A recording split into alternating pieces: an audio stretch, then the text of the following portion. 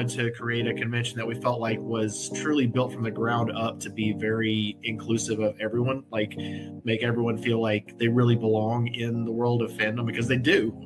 Everybody deserves a seat at the table and deserves to feel comfortable and safe attending events, and not to be shut out of like networking opportunities and fun stuff to do. So that was the original impetus, and it's been so much fun that we keep doing it, just because it's the number of awesome people that we've met along the way, and just how much everyone, including us, looks forward to that weekend in October every year. It's not that big a stretch to say that sometimes people do go and then come out a little bit changed on the other side of it, at least in terms of their new friends and their new thoughts on things, and like rejuvenated inspiration. I think the conversations is what Jesse means. When you come out of it and you've had all of these amazing conversations that you don't necessarily get to have in everyday life, people who are smart and funny and usually quite goofy, and it's becoming a family. And that starts with our show and our means of taking care of you, which is by entertaining you. And that involves us telling you all the reasons why you decided to attend. I'm sure you know them well. But now it's time to turn the spotlight on the Multiverse Convention with your host, Joe Compton.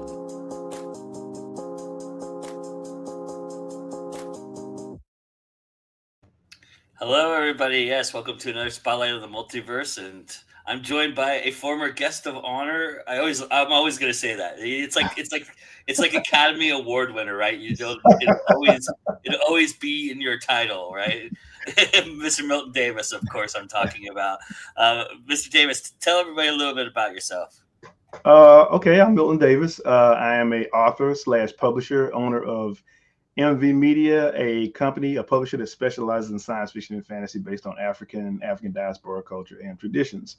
I write a little. I've written about 30 books. I've edited / co-edited about 15 anthologies, and I just run around getting on people's nerves. So that's me. I highly doubt that, but running around part I buy, but the nerve part I don't. It's you've been with Multiverse for a very long time, since virtually the inception, if not the inception, and then we moved last year to a new venue, and that was pretty exciting. How did you find that transition, and what do you think of how Multiverse handled that? Well, personally, it was perfect because it's only 5 minutes away from where I live. So yeah, that works out, right? That means now I can stay later. But I think it was handled well. I like the venue. I think everybody enjoyed it. I understand some of the reasons for it and stuff like that. So, but yeah, I think as far as operations and different things like that, I think it was a smooth transition. Awesome. Yeah, I agree. I think, there's always going to be like little bumps in the road in the first year, right? And then, but I think the true test of a con is to listen to the people who are telling you about those bumps, and then kind of adjust and make it happen. And I think we can expect that to happen, right? And so I think this is a good group to do that with, and put that trust into. Oh yeah, you got the crew here, you got the people that they got a few miles up under them. So they know how to do things like this, and they know how to handle them. You've been doing cons for quite a bit now. Is there something that you do differently for Multiverse, or is it pretty much the same routine for you? Unload, load, set up, sell, load up, and pack away, right? Yeah, I mean, I've been doing them for a while, and the thing is that's really cool about Atlanta is that there's a camaraderie and there's a network. Some of the same volunteers that you work with at Multiverse, you work with other conventions as well. So we all know each other. We all know how each other are. How we are and stuff like that. So it's smooth working with everybody, and it even extends out of state, into North Carolina. Yeah. So I think when it comes to Multiverse, I think it's the same thing. It's basically I don't want to say the same routine, because every con has its own unique personality, And I think that Multiverse is still in the process of developing theirs. Yeah. It's, you know, the focus of what the con is all about is paramount. And I think that that's expressed, and you see it in everything that they do, you know. And I think that gives it an extra mark as far as I'm concerned, because of the fact that what it's built on, what the foundation is built on, and it's something that was needed in the con network, and it's something that Multiverse is doing a good job at doing. Yeah, there is really an emphasis on diversity and inclusion at this one that I find that is a little bit unique from other cons, you know, and I like that about Multiverse most likely. Yeah, I mean, as a, you know, as a Black person, and having experienced the con network, I started really going to cons, I say around about 2012, something like that. It was something that wasn't really on my radar. Yeah. But we were actually approached because of what we were doing, and how people saw I guess you say the con appearance changing, and I was like encouraged to take part of it, and you know, and I've had all kind of experiences, and you know, most good, but some, you know, questionable. But coming into Multiverse and knowing what it was about, you know, I expected it to be an environment where that wouldn't be an issue, that I wouldn't have to worry about stuff like that. And it's been that way, you know. So I give you guys all the props for that.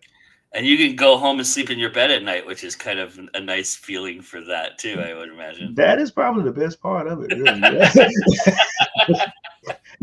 And not only takes me 10 minutes to do that. Yeah. Don't have to spend the hotel cost, right? And so exactly. You make a little bit extra from that. Exactly. You do the same for Dragon Con too, right? You go home after Dragon Con? Yeah. I mean, I've been in Atlanta. I hate to say it because I'm probably going to give away my age. I've been living in Atlanta now for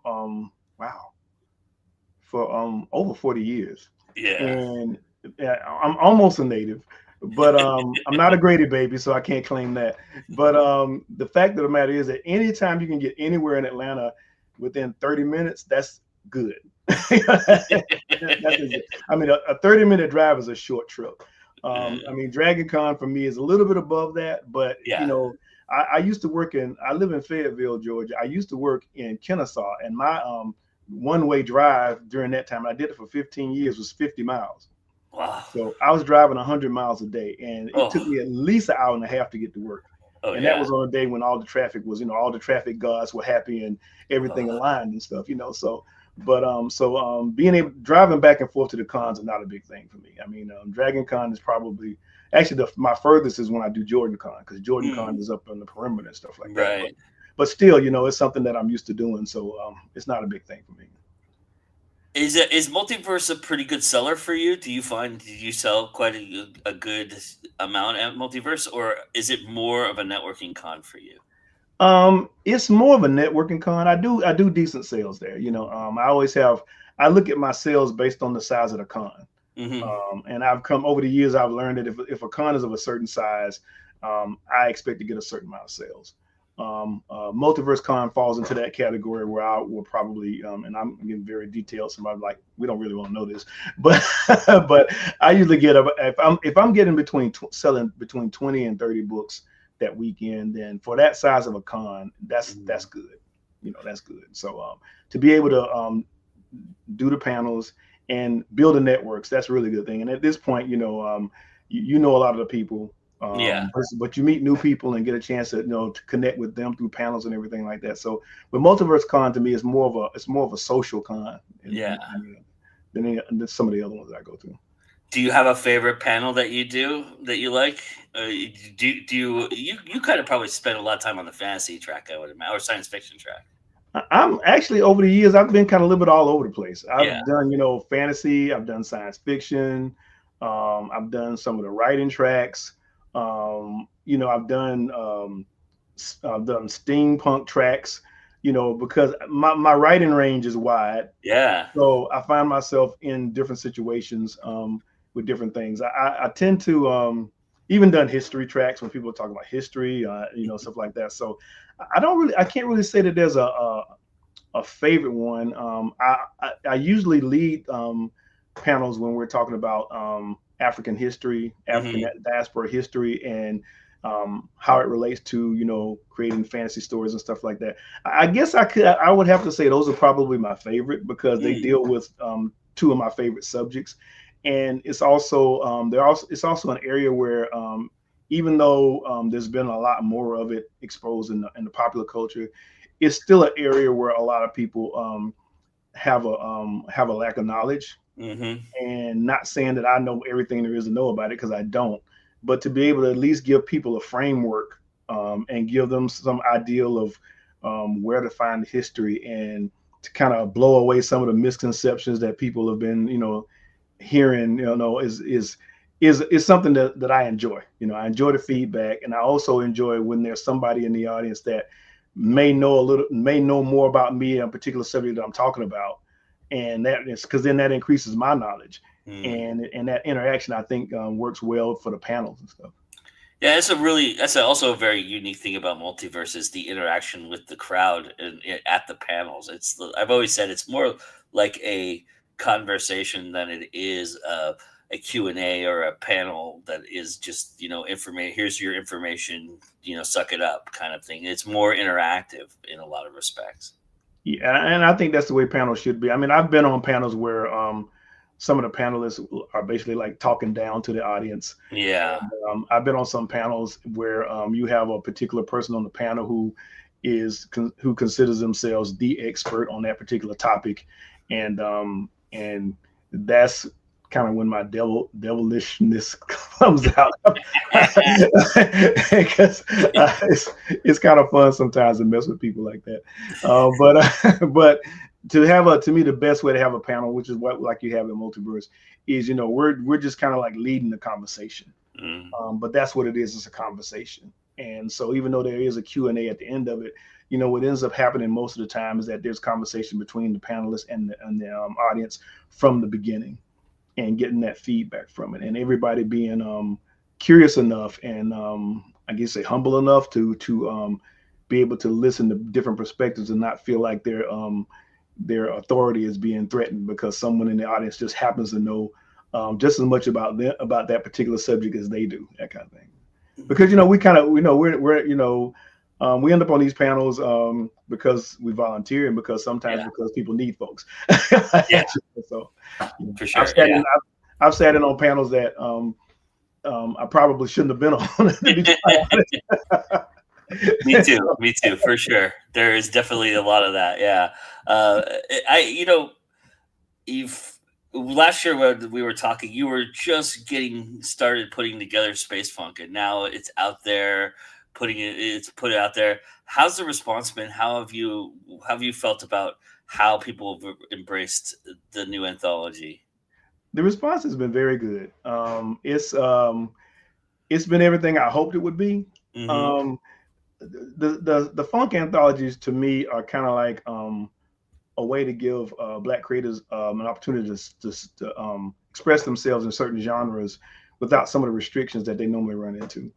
And this one was particularly special because I say, and I'm going to stick to that this is the last funk anthology. So I wanted to get as many people in this anthology as possible. And I also had particular authors who I had always been trying to work with that I really wanted to see if I could get them in this one. And I actually had some stories when we did the Cyberfunk anthology, that didn't fit the cyberpunk definition, but they were great space stories. And I asked these authors, hey, can I hold on to these stories? And I mean, and it was between cyberpunk and space funk. It was almost like about 3 or 4 years, but they were like, yeah, cool, hold on to them. So it was really good for me to come back to them and say, hey, yo, this is happening. It's about to go down. You know, you're going to be in it, that kind of thing. It's like, go ahead. Sorry. So it's like, you know, so it was a lot. I mean, it's the biggest project I've ever done. I definitely will not do one like this again.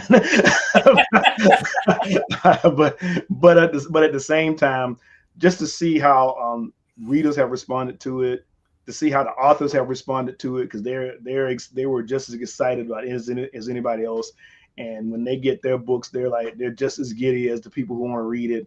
And it's just been a whole, I mean, it's been a good thing. We did a book release party in January that was packed at a local coffee house. We did a book signing at Jordan Con, which was well attended, and so I'm thinking about, I'm trying to kind of do the same thing for at Multiverse Con, because we're going to have a lot of authors there as well. We just came down from Durham, and we had our Afrofuturism Fest there. And the main speaker, Daryl Stovall, actually did a little promo to show people about space funk. So when we did our book sale, it was like that same energy. Nice. There were people who had already purchased the book and was like, hey, you know, I love it. I'm loving this book. I'm reading a story a day. So it's been great. I mean, I can stop writing and publishing today and I would be fine, because I was like, because of what this book is doing. And, you know, I would be happy with that. I hope you don't, though. But you have a question from the audience. They're asking, would you consider letting someone else take up the funk mantle in the future? I feel like, honestly, I don't have a trademark on this thing. Mm-hmm. You know, I'm not evil corporate person, kind of stuff like that. I mean, if somebody decided that they wanted to, continue it and continue to do it that way, then that would be fine with me. I mean, really, I think I wouldn't have a problem with it at all. I would just tell people, if somebody just said, okay, we're going to start doing funk anthology, stuff like that, I would tell people, not to be judgmental about it, mm-hmm. Because, when you're, as a publisher, as an editor, you're going to always bring your particular flavor to what you're doing. Sure. And just say, these are the ones, this is Milton, this is the way he did it, and somebody else, if they decide to do something else with it, then that'll be fine with them. So that'll be fine with me. Cause I've told all the stories I wanted to tell. I've done, the funk series as it is has covered all the genres that were of interest to me. Mm-hmm. And I feel like if I do anything beyond that, it wouldn't have the same energy, because I'd just be kind of doing it just because I can, because sure. Somebody was running off to me and say, hey, but you haven't done climate funk. You haven't done hope funk. You haven't done, you haven't done all that. I said, yeah, I haven't. But, those sound like some good projects for you. Go for it. Yeah. I mean, it was, correct me if I'm wrong, but I mean, it's a lot like my network in that we were here to bring indies together. The funk series was to bring a bunch of people you knew together that necessarily didn't get a chance to write in a genre that they would normally either not write in, or that they have stories for that they can't find places for. Was that kind of the emphasis for funk from the beginning? That was like the main thing, because the interesting thing about it is that we do get authors who haven't written in particular genres before, mm-hmm. and they'll be like, you know what, I'm going to try it out. I'm going to try to do this. I've never written a space story before, but I'm going to give it a shot. And they're always, I mean, these are good authors, so their stories end up being good, and they get a kick out of it, because they're like, hey, I wrote this space funk story, I wrote this cyber funk story, stuff like that. Plus the fact that I get to meet a lot of new authors as well. Every book that I do, every anthology I do, has a few new authors that I've never met before, and they show up with these stories and they just blow me away. And I'm like, man, this is amazing. This person, I've never heard of this person before, and they sent me the story, and I'm like, and they're because authors are funny to me. They most of them are not fully aware of their powers. Yeah. They'll come to you and say, I wrote this story, and I know it's not going to be the best thing you've written, but you read, but I gave it my best shot and stuff. And then you start reading the story and it blows you away. Yeah. And you're like, dude, really? You can't see this story is good. But it's also a type of it's a skill that people sometimes need a little bit of validation for. And I think that's why they're a little timid when they do that. But I've, had some first time stories. We've got some first time authors in space funk. We've got one guy who Donovan Hall, who I never read anything about him before. He sent a story in for Cyberfunk, and it ended up being the first story in the book because it was that good. And then he came back with a story for Space Funk, and that one was just as good. So that's been another exciting thing about doing the anthologies is discovering these new authors. And I'm not going to say discovering, but becoming aware of these new authors, of these authors that are out there that I've never seen before. Yeah, and you got Maurice Brodus, you have Nicole Given-Kurtz in this. I mean, there's some heavy hitters in this.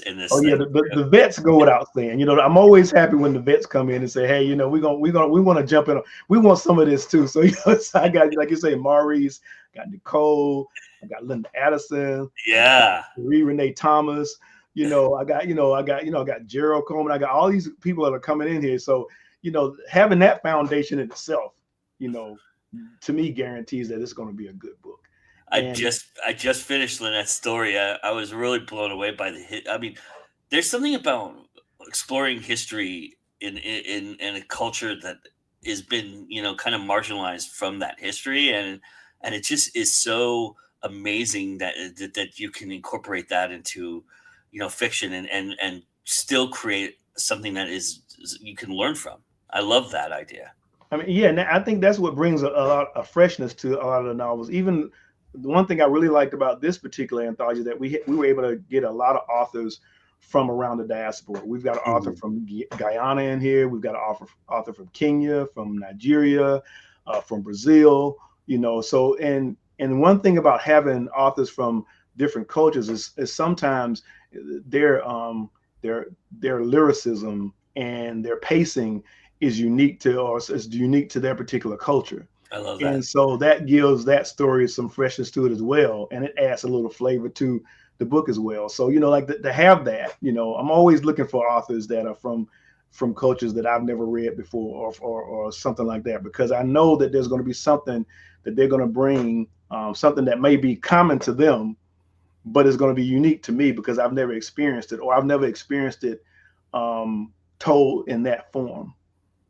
So that's the other thing that I like about this anthology, is that we have so many authors from so many different countries in there. Don't look now, but I think you're talking yourself into doing more.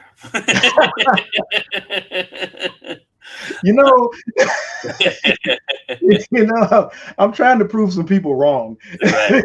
Because I tell them, I say, I'm never going to do this again. They be like, yeah, all right. Yeah, we'll see you next year. There's something to be said for showing some discipline, right? Exactly. I'll wait until they forget I said I wasn't going to do it again. Yeah. Then I'll do it again. Well, it's not a funk anthology. It's just a different thing, right? Exactly. I'm curious for you what this does for your writing, because you participated in this, and then you're also writing other books on top of that in MVmedia. So what is this? What is putting something like this together do for your creativity? It enhances it because again, I'm hearing, I'm reading people, talk about this same subject in so many different ways. And sometimes I may read a story about somebody and I'll say, you know what? I never thought about that before. I never thought about that particular perspective on this particular, thing that we're writing about.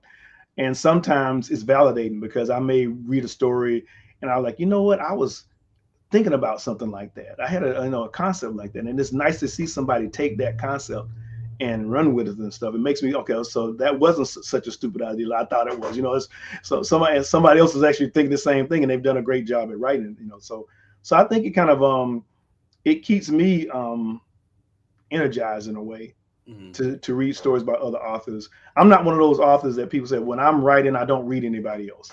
Right. Because I don't want to end up unconsciously taking something from him or having thrown me off track. I'm always reading while I'm writing. I think it enhances my writing, and just like working with these anthologies. Now, sometimes I'll have an anthology together, and I have all the authors together, and I haven't finished my story yet. I'm just gonna be honest. What if somebody said? They say a confession is good for the soul, but bad for the reputation. Sometimes I'm like, you got to have this story to me by this date, and then I get all my stories, and I'm like, oh damn, I haven't finished my story. Editor's privilege. Well, and also you don't have to chase yourself down. Well, hopefully you don't have to chase yourself down. Yeah, put myself on point. Hey, look, you need to go sit down and finish that story today. That kind of thing, So what is next for you? So no more anthologies. So what are you continuing your series? What is your plan for now? Well, there will be more anthologies, but they just won't be funk anthologies. No more funk ones. One of the things that I want to, there's a couple of, there's some projects that I started and they're in various stages of development that I want to go back and bring to a point, bring to a point of completion. There's one of the projects in particular was a few years ago, Balogun Ojitadi and I created a Sword and Soul RPG. Oh, nice. And we let out the basic book. We wrote an anthology to kind of give people ideas for stories and for adventures. I've written a number of books about different characters. My Omari Ket series is based in Kikanga. Balogun has written a number of books over different areas. He's actually got another book that we're about to drop in a few weeks, which is his second zombie novel that he's written to take place in Kikanga. So, nice. So what I want to do is I want to actually go back to that, do a 2.0 version of the game, expand some of the worlds and the details in it, write some more stories. I've got maybe like 3 novels right now. I got a short story that I'm going to drop pretty soon that comes from that world. And we're looking at, I say, allowing other authors to participate in the storytelling in this world as well. We're making sure we're creating a complete Bible. And once we get it done, we will, have that and share it with authors and say, hey, look, are you interested in writing a story from this world? So we can get more voices again, get that diversity of storytelling in that world and stuff, So that's one of the, I think that's one of the major projects that I really want to concentrate on from a writing standpoint, kind of get back more to my Sword and Soul roots and spend a little bit more time there. And then there's we're starting to play with a couple of animation projects too. And it's basically taking some of my stories and adapting them to the animated, creativity. Yeah, you put one out last year that was really nice. That was really cool. Yeah, we got Playing the Odds, and we're actually working on the second episode of that one. Nice. Just recently announced that I'm going to be teaming up with a animation company out of Nigeria, and wow. we're going to be looking at doing an animated series based on my book Amber in the Hidden City. Oh, nice. I've been working with a woman by the name of Paula Gammon, who owns Pep Squally, and she actually was the person that did all the voice acting, organization and selection for the Iyanu animated series, which just recently dropped on HBO. She worked with us on Playing the Odds, and she's continuing to work with us. And her and I have always been trying to get something done with Amber, and it's like over the years everything's kind of fallen into place. So now we're getting ready to start, laying the groundwork for that. Oh, so awesome! That's fantastic. Are you, you come from a unique perspective here. You've been doing this a long time. Are you encouraged, POC wise, how things are coming out, and Marvel's starting to do more stuff? You have Sinners that just came out. You have, you're doing all the things you're doing. Nicole's doing all the things she's doing. Are you encouraged by what you see out there as far as representation for yourself and what you were trying to accomplish when you started this? I'm encouraged. I think there's been a lot of changes since I first got into it. The reason I got into it and the way I did was because of the way the industry was as far as the gatekeepers, and I felt like I wouldn't be able to tell the stories the way I wanted to tell them. The reason I stay independent is because I want to be able to continue to do that, and want to be able to offer opportunities to other authors who feel like they need that kind of background as well, that kind of space as well. I think we made a lot of progress. Look at what Nedia Okorafor was able to do, what N.K. Jemisin has been able to do, what Tanner Riv is doing now. What Finnis and Jelly Clark is doing. I think it's opened Sean up. Crosby. Exactly. But I think it's opened up, but I don't think that. I think we still have some ways to go. And I think Sinners was a big step, because here was a situation where not only was Ryan Coogler able to tell the story, he was able to tell his own original story. Mm-hmm. You know, and that's, to me, that's way more important. And I may get shot at by that, but that was way more important to me than seeing what he had done in someone else's, you know, industry, someone else's work. But to be able to tell his own original story on that scale and to have the response that he is having, to me, is kind of like a validation of like, okay, yeah, this is what we're talking about, telling our own original stories the way that we want to tell them, because we've known for years that an audience will accept it like that. And now he's proven it on a grand scale that this is real. This is what we're doing, and this is what's going to, and it blows all the notions about, first, okay, no other people but Black people are going to want to watch this, and then that other lie that said nobody internationally wants to watch movies about Black people like this. Where so to see him having that success on all those levels just kind of blows away all those all those misconceptions. Yeah, I think between him and Jordan Peele, they're starting to take over the horror genre, and I like that a lot. I think we need different stories and different voices, I think. Exactly.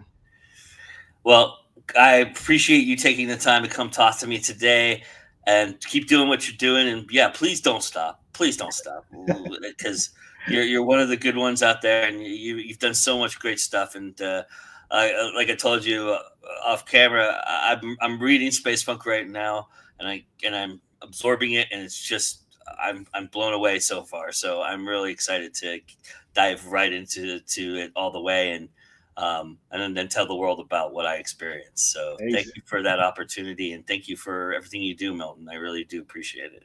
Well, thank you for allowing me to be here. And as we always say, space is the place. Nice. Awesome. All right, everybody. Well, we're going to be back here in just a moment with Janet Carden. And before we do that, here's something you need to know about Multiverse that's coming up that you might want to check out. And we'll be right back. As we count down toward the Multiverse convention, there are a few timely elements we want to make you aware of if you plan on being a part of the weekend. Have a skill you'd love to share? Know how to make something really cool? Well, the Multiverse welcomes suggestions of all kinds for workshops, from simple crafts to demonstration of obscure skills to digital how-to classes. The workshop class you teach are usually 60 minutes long, which should include a Q&A, instructor-assisted maker time for attendees, etc. CreateTrack application for workshops is available on the website. Not interested in workshops? That's okay. Come and join us in the CreateTrack for a weekend of creative fun. Learn new skills and take home your own unique creations. There will be a schedule posted on the website for hands-on workshops. And remember, you can stop by the CreateTrack for open crafting anytime the room is open. See you there, and we hope that you do apply for the workshop, again, on the website. Yep, please do just that. And hi, Roger. Hello, Joe. How you doing? I'm doing good. This is Roger Carden, as opposed to Janet Carden, who can't be here tonight because she has lost her voice. So she's asked me to bring her spirit animal, Hedrick, with me, and answer any questions about us and about her. Well, yeah, I mean, I almost asked her. I didn't want to take her away from her time because I know, but you guys are partners, so I wanted to. I almost asked her if you wanted to be together, but I'm always a little cautious about that because some people want to be on their own and show themselves. So, but I'm glad you're here. I'm glad that, and wish Janet well for us, and hope speedy recovery. Will do. So tell everybody a little bit about what you guys do over there at the Spaceman and what you guys are accomplishing right now and who you are a little bit. Well, The Halfling and the Spaceman, Journeys in Active Fandom is our podcast. We are an interview podcast where we talk to creators from all over the world who have turned their love of things into being creators themselves. We talk to authors, artists, cosplayers, model builders. I even talked to a fanzine publisher who was a fanzine publisher back in the 1960s in Australia. So we've talked to a lot of different people. That's awesome. I mean, I I'm interested in the wave of creativity that you must just ingest. I mean, there's gotta be it's got I mean, and the way and different manners in which, people are creative, which is always a really fascinating aspect of things too, right? I mean, it's one of those things where you go, wow, I can't believe you could make art out of that or do art with that, right? It really is. Recently, we interviewed a gentleman by the name of Evil Ted Smith. He he runs a YouTube channel called the Evil Ted Channel or the Evil Ted Show, and he was a makeup and special effects guy in Hollywood, but he's turned his attention to foam fabrication. He Oh picked it yeah. up from young cosplayers, and now he's just gobsmacked in love with it. So that was really, really fascinating. Yeah, we spoke with a gentleman in Australia who started making model paints in Australia because of his involvement in the Gunpla model building, because he couldn't find good Australian made model paints. Mm. Is this your guys' first trip to Multiverse? It is. It is. Yeah. How did you hear about Multiverse? I'm not exactly sure. It showed up on my Facebook feed one day. Oh, I love it. And of course, we're friends with Nicole Givens, Kurtz, and Milton Davis, and quite a few people that do Multiverse on a regular basis. That's awesome. And you just said, you know what, this sounds like a fun thing to do. Let's go do it. It really did. It really did. That's awesome. So are you guys going to try to do some live podcasting or record some podcasts while you're there? Is that the plan, or are you just kind of going to ingest it and kind of, absorb what you see and kind of experience? Well, we may do some shorts. We've just discovered after a most recent visit to Atomicon in North Charleston, South Carolina, that carrying all the cameras and recording gear is a little much. So we've got a little side kit that we use, cell phone, little cell phone tripod, couple of wireless mics that we can do shorts with. And we've been going to other conventions doing shorts for our other project, Applied Game Mastery. Mm-hmm. So we've already got a good bit of experience in that, and we want to continue to develop our YouTube presence. Nice. That's awesome. What have you experienced with the gaming industry that have you been encouraged by what's going on in the gaming industry? Or are you feeling like it's stagnant? Where are you guys at in terms of what you've experienced with gaming so far? Well, to be honest, we're not really actively involved in the industry, so to speak. We don't keep up with it. Our quest is more about personal skills development. Okay. So we are focusing on the skills that game masters need, and we're doing that by going out and approaching the community and finding out what the community thinks, because there's a lot of wisdom in the community. I love that. So is there something you could share with us, like a tidbit or something that maybe you've garnered? Well, so far we've only done probably 18 interviews. We are doing them right now exclusively at conventions. They're about 3 minutes long. We ask people 4 questions, and we haven't really come up with any kind of consensus yet on what skills people really need to be. But one of the more interesting ones is that time management, not in time management the way you think about as a creator. Mm-hmm. How do I find time to write? How do I find time to edit? How do I find time to do my art? No, this is wrangling people to show up at your house or on your Zoom call every week. I feel this pain so deeply. Yeah, we have a constant issue wrangling folks to be on our show, and we only record once a week. So, what gave you guys the idea to do the show? Why did you decide to go this route? Well, the Halfling and the Spaceman started off because we were publishing a online zine called Crimson Streets, which was murder, mayhem, gangland fiction. Nice. In the styles of the pulps of the 1940s and 50s. And we kind of put that aside during the pandemic, and we were invited to guest at RavenCon in Richmond, Virginia, right after the pandemic when they started having shows again. And we were having breakfast with another member of the RavenCon community, and we got to talking. And I said, I'd been wanting to do a podcast, and he just sort of pushed us in that direction. And on the way home, we started bantering back ideas. Well, how can we serve the community? What can we do? What do we know?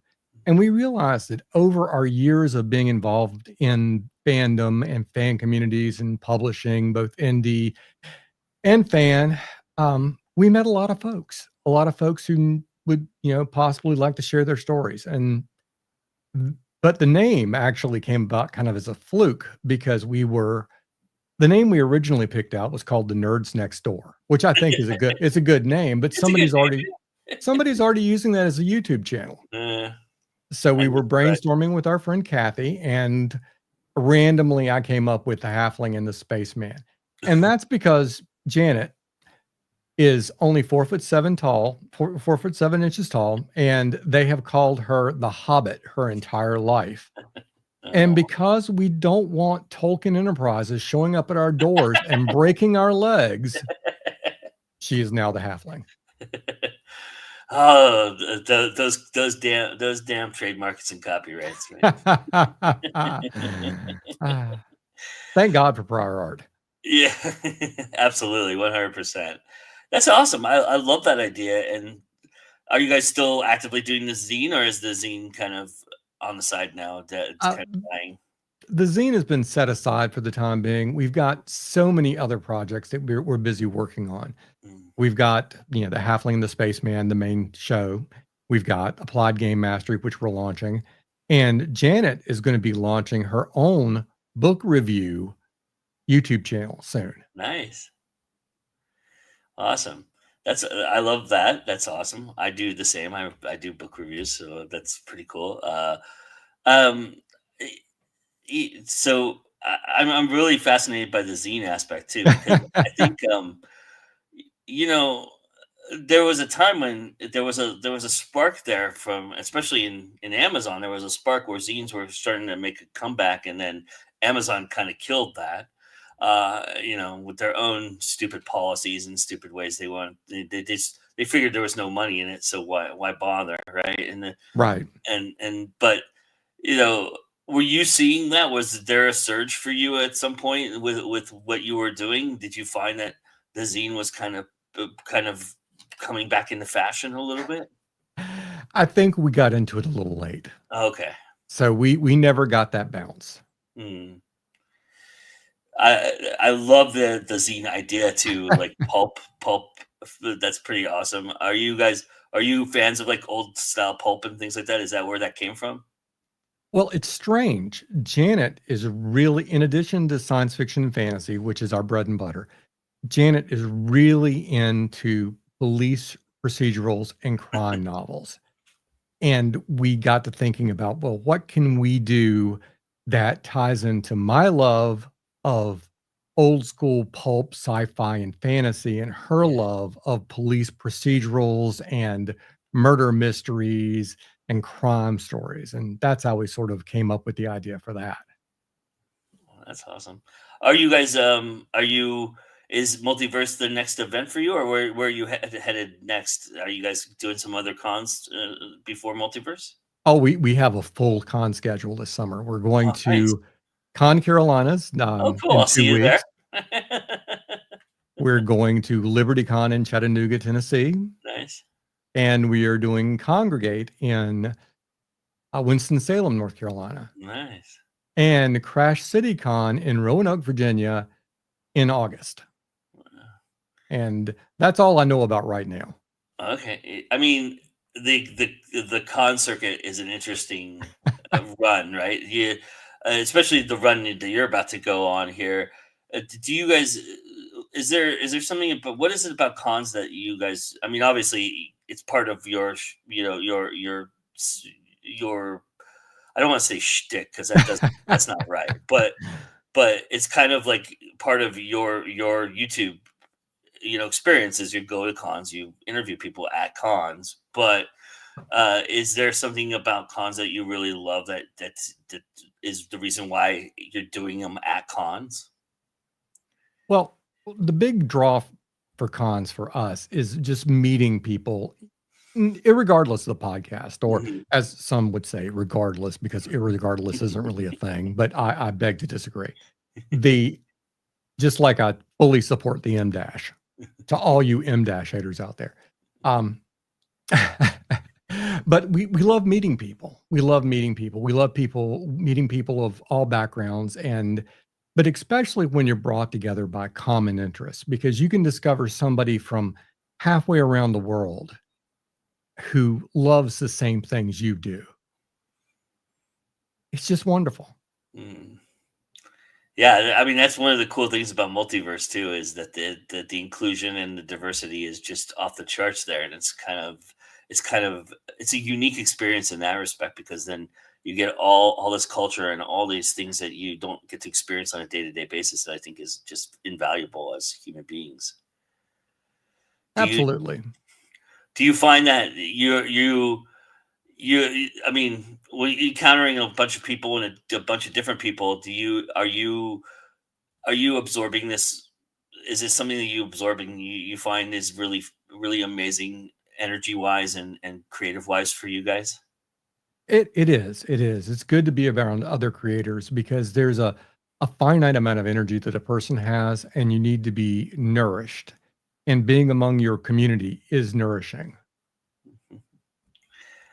I am curious too. You said you have 4 questions. Yes. How did you develop the 4 questions? What was the criteria for the 4 questions for you guys? I don't want you. You don't have to tell me what they are. I just curious how you guys came up with the 4 questions. Well, this is for applied game mastery. We wanted to look at the skills that a person needed to have to be a legendary game master. So the 4 questions were thought of as ways to get to that information. Because when you ask somebody what makes a legendary game master, they're going to give you a kind of nebulous answer. Yeah. So, for example, one of the questions is, what sets the best game master you've ever played with apart from the rest? That's something concrete. It's something actionable. Mm-hmm. I like that. Yeah. Are you so gosh, I'm trying to work around the questions without you asking the question. Well, no, I'll be glad to ask all the 4 questions, because we want to have people at Multiverse talk to us about this. So the 4 questions are: what is a basic skill that every game master needs? Question 2, what is a more advanced skill that every game master needs? The third question is the one about what sets the best GM apart. And the 4th question is only for game master. What has been your biggest challenge you've faced as a game master? I love that. Oh, those are great. And if we can determine the answers to those four questions and how to develop those skills, we believe we will have done our job.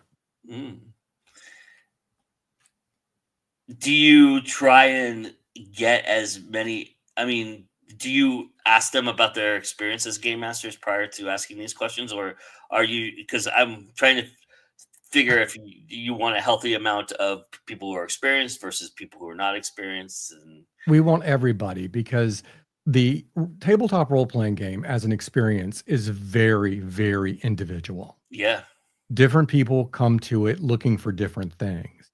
You can have people that play tabletop role-playing games like a war game. You can have people who do it like improvisational theater. Yeah. Most groups are a mix of the two. Yeah. Like a Critical Role kind of. Yeah, kind of like Critical Role. Yeah. Yeah. Are you also looking at indie game masters, or are you looking at people who play a specific type of game like D&D or something to that effect? If you play tabletop role-playing games, no matter your level of experience, no matter how long you've been playing, no matter if you game master or not, we would like to talk to you, because your opinion is just as important as, say, Gary Gygax or Dave Arneson. God rest their souls. I love this concept. I love this idea. Do you just ask? You said it's just like 3 minutes, so you just ask the 4 questions, and that's basically the podcast. That's correct. We do it as 3-minute YouTube shorts. Interesting. Are you considering doing kind of a long? Is that what the next thing is? The advanced thing is to do the more long form and have us sit down and talk about the gaming experience a little bit more in depth? Yes. Eventually, we will start working towards building the answers to these questions. So it's going to be interesting going from doing little 3-minute shorts at conventions to doing a production. Right. Sure. Are you, what are your favorite fandoms, Roger? I'm curious what you're into currently. Stargate. Stargate is my number one go-to. Oh, okay. You can have your wars, you can have your Trek. I got my gate. Is it the history that you enjoy? Is it the physics? What is it about Stargate? It's the characters. For me to be drawn into a work of fiction, I have to like the characters. And all the characters in Stargate SG-1 were likable characters. Too much fiction these days has unlikable characters. Another thing that I'm a big fan of these days is author Shami Stovall's Frith Chronicles. Those are some great books. You're waking up the chat. Everybody's saying they love Stargate. Stargate's one of those under the radar because it's you get your Star Wars, you get your Star Trek, and then Stargate's the kind of like the stepsister, like the Battlestar Galactica folks, right? It's kind of like, yeah. Hey, let's not talk about stepsisters because I'm a big fan of Battlestar Galactica 1978. So am I, actually. I actually have worked with somebody who was in the new one, but yeah, the new version of the Battlestar Galactica. I mean, but yeah, we wax nostalgic about that person was looking forward to being in that because they loved the original as much as. So I've had numerous conversations about the original before too. So, are you a fan of like the different offerings of Stargate too? Like have you been okay with like SG-1 and then like the movies and things like that? I liked the movie, liked SG-1. Atlantis was okay, what I got to see of it. Universe, I did not like the first season at all. The started getting better, but like Star Trek Enterprise, it was canceled before it could really reach stride. Are you looking forward to talking about these on panels? Like because I'm sure we could get deep nerdum in here, but I mean those panels sometimes can get really deep and nerdum in them, and it's kind of interesting. Well, the spaceman might not always be right, but the spaceman always has an opinion. Awesome. I love it. Well, I appreciate you stepping in for Jenna and coming in and talking to us. I really do appreciate that. And Hedrick and I are both very happy to be here. Tell everybody where they can hear your podcast, where they can find it and check it out, and let everybody know where, where, like you said, you're going to be at ConCarolinas next. So if you're at ConCarolinas, you can come and talk to the Halfling and Spaceman and hopefully get on their podcast. But tell everybody where they can check out the podcast. Well, if you're interested in the audio version of the podcast, you can find it on YouTube. You can find it on iTunes or Spotify. Just search for the Halfling and the Spaceman. If you can also find it on YouTube. We just went to YouTube about 8 episodes ago. If you're interested in applied game mastery, right now it's only in shorts. And if you go to youtube.com/@appliedgm, you can find the shorts. Awesome. Well, thank you, sir, for joining us and being here. I really appreciate it. And I look forward to meeting you in ConCarolinas and then beyond that. Well, thank you so much for having us. And on behalf of the Halfling, I thank you for the invitation. Awesome. All right, everybody. Well, we have done another spotlight on the multiverse. I'm real excited about where we're headed, and multiverse. We got some new people coming, and some old, not old, some experienced folks coming, and so it's been a wonderful start to our season, and we've got more coming up. I wanted to mention real quickly.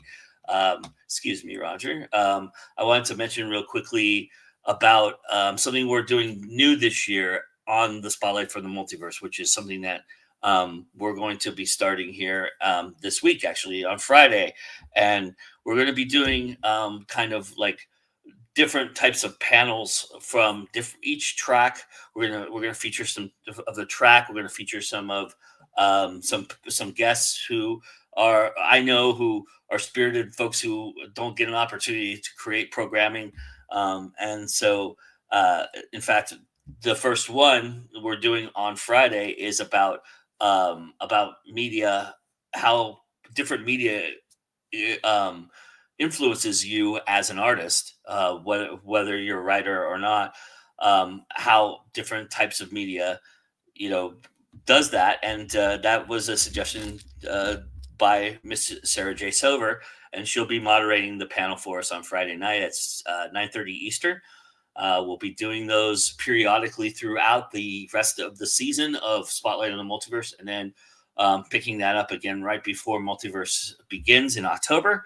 And then, so you kind of get a taste of the Multiverse way of doing panels and how we put those out there. So we'll have a bunch of panelists and a moderator, and it'll be just like at Multiverse, 1 hour, panel. And then you'll be able to do Q&A if you're out there. So if you want to join us, please, we would love to give that experience as well. The audience experience that we all experience at Multiverse, different conversations that we can have within the audience, and also ask questions and do a Q&A at the end, like most panels do.